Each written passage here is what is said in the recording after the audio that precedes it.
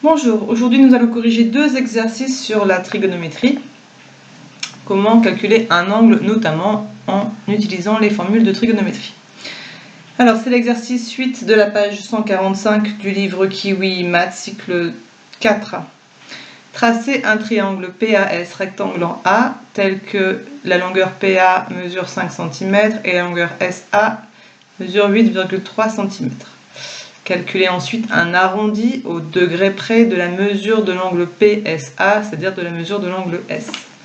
Donc il faut d'abord tracer le triangle où l'angle droit sera en A.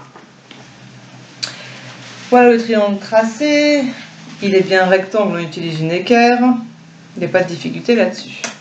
On s'intéresse à la mesure de l'angle PSA, c'est-à-dire l'angle S. Donc je le marque sur la figure et je vais utiliser le vocabulaire de trigonométrie par rapport à cet angle-là. Donc ici, c'est l'hypoténuse. Ici, c'est le côté opposé à l'angle S. Et ici, c'est le côté adjacent à l'angle S.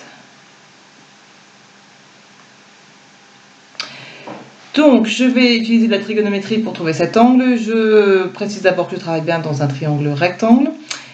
Mon moyen mémotechnique pour retenir mes formules, casse-toi. Et qu'est-ce que j'ai? Alors, je colorie les côtés dont je connais la longueur. Je connais 8,3 qui est le côté adjacent. Donc, je colorie le A. Et je connais la longueur 5 cm qui est le côté opposé. Donc, je colorie le O dans mes formules. Et j'ai choisi la formule où j'ai colorié deux lettres, c'est-à-dire la tangente. Donc, je peux appliquer la formule tangente. Tangente de l'angle S, ce sera dans l'ordre le côté opposé divisé par le côté adjacent. Le côté opposé, c'est AP divisé par l'adjacent AS. Je passe à la ligne et je mets les valeurs numériques. Pardon. Enfin, pour trouver l'angle S, alors l'angle S, et non pas sa tangente, la tangente fait 5 sur 8,3, mais l'angle tout court, on va écrire que c'est tangente moins 1, ou arc tangente, de la fraction qu'on a trouvée, enfin du quotient qu'on a trouvé. À la calculatrice, on tape seconde tangente, donc moi il m'affiche arc tangente, certains ils affichent tangente moins 1, et j'inscris le quotient 5 sur 8,3.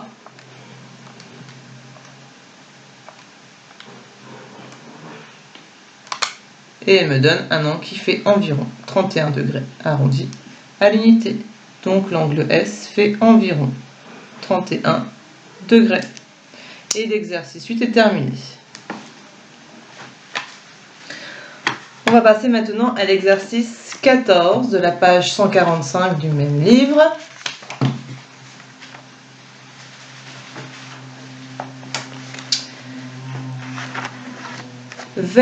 Vue au brevet. Alors, on a la figure là que j'ai reproduite sur mon cahier pour pouvoir écrire des informations dessus.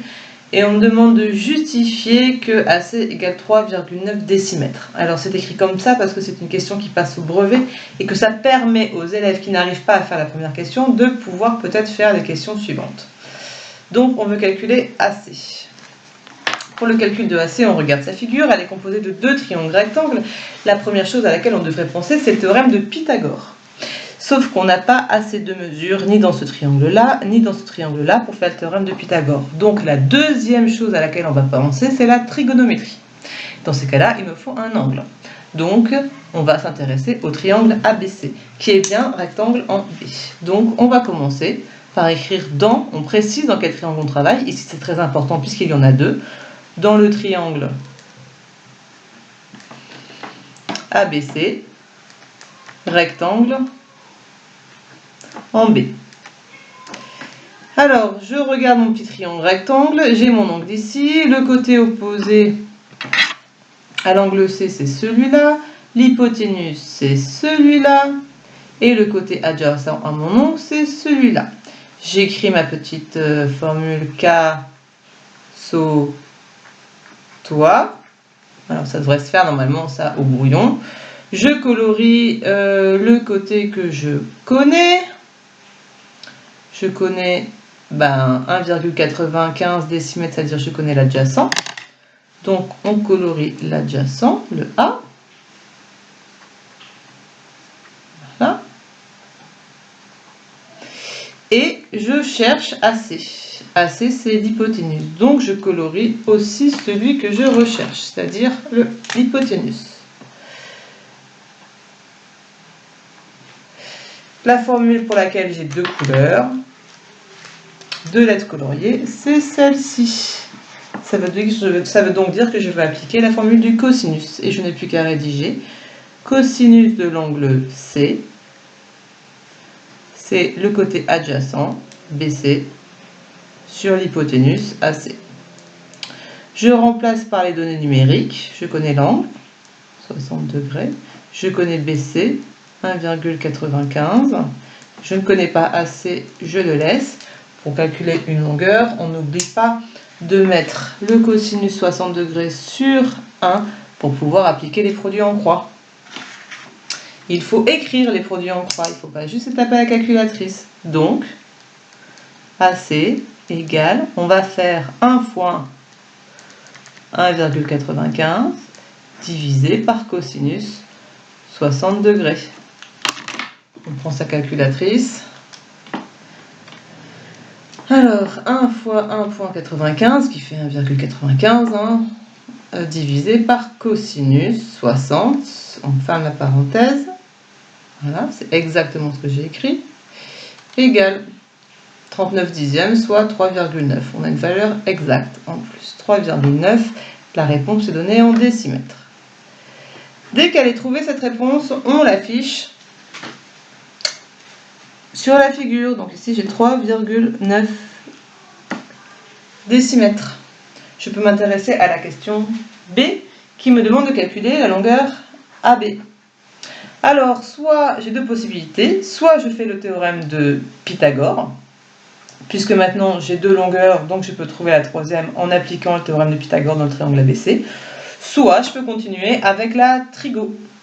On va, puisqu'on est dans la leçon trigo, continuer avec la trigo. Donc petit b, calcul de AB.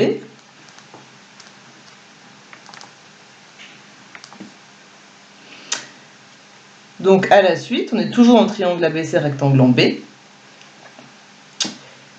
Je veux cette fois-ci donc K, So, toi. Il faut préciser que le triangle est rectangle évidemment, mais je l'ai déjà précisé ici. Je veux quoi? Je veux la longueur AB, c'est-à-dire je veux le côté opposé. Donc le haut m'intéresse et je prends un des côtés que je connais, j'ai le choix. Alors celui-là, si je me suis trompée, autant prendre le côté qui est dans l'énoncé, c'est-à-dire le côté adjacent. Mais j'avais le choix, vous pouvez prendre soit l'hypoténuse, soit le côté adjacent, soit le côté qu'on connaissait. Donc on va reprendre le adjacent. Du coup, je vais choisir la formule de tangente. Et donc j'ai qu'à rédiger. La tangente de l'angle C, c'est l'opposé, c'est-à-dire AB, sur l'adjacent, c'est-à-dire BC. Comme tout à l'heure, on remplace par les données numériques.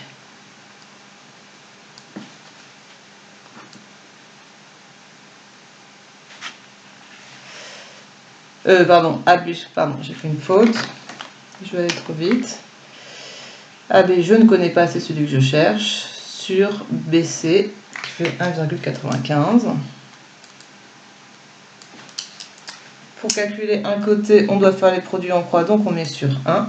Et la longueur AB qui m'intéresse, ça sera 1,95 fois tangente 60, on n'oublie pas d'écrire tangente, divisé par 1. On tape à la calculatrice. 1,95 fois tangente 60 degrés, divisé par 1, ça ne change rien. On a un résultat exact qui nous intéresse peu puisqu'on demande d'arrondir au dixième, donc ce sera 3,4, parce que 37 est plus proche de 40. Donc AB est environ égal à 3,4. Environ. Décimètres. Voilà pour la question B. Pour la question C,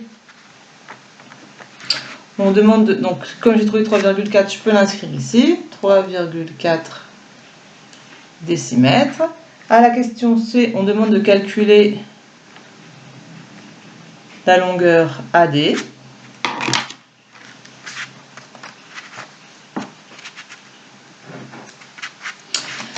Alors, la longueur AD, elle se trouve dans ce triangle-là, qui est un triangle rectangle. Aucun renseignement sur les angles, mais 2 renseignements sur la longueur. Il s'agit d'appliquer le théorème de Pythagore. Donc, dans ACD, triangle, rectangle en C, d'après le théorème de Pythagore,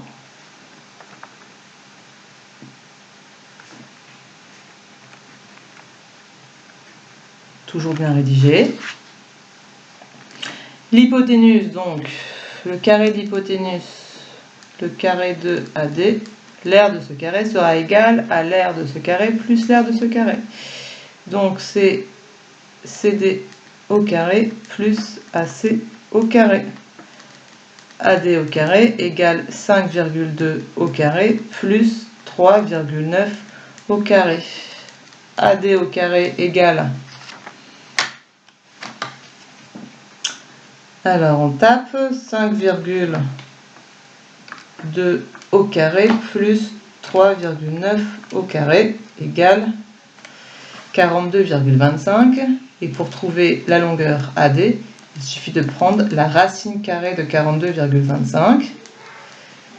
Donc on fait racine carrée de la réponse et on trouve 13,5, c'est-à-dire 6,5 décimètres. Et on peut compléter sur la figure, on a 6,5 décimètres.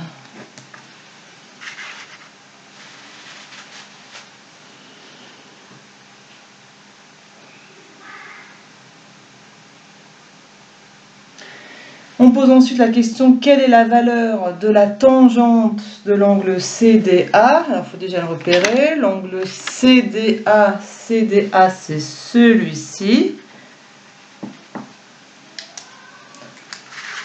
Donc, petit d, tangente de CDA, si on se place dans ce triangle-là, son côté, alors la tangente, d'après la formule, c'est le côté opposé sur le côté adjacent.